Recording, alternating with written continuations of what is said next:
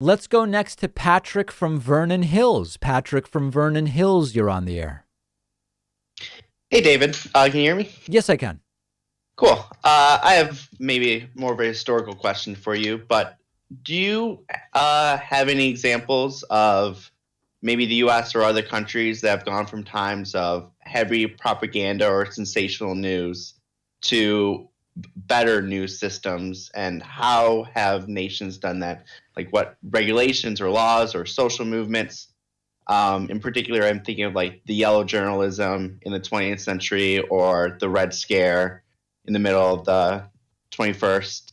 Yeah, I mean, I guess my mind goes to transitioning from two thoughts come to mind.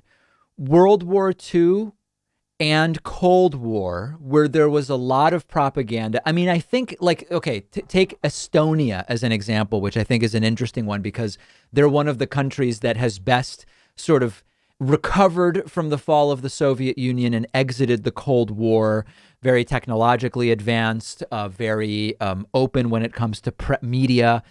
I think that the examples always go along with some change in the type of government you have. And so I think that that maybe is a cautionary tale from the standpoint of to really get away from a media apparatus and maybe government propaganda apparatus that is weaponized disinformation. You typically need substantive change to who's in charge and the type of people that are in charge. But I think Estonia is sort of an interesting example in the post-Soviet Union era.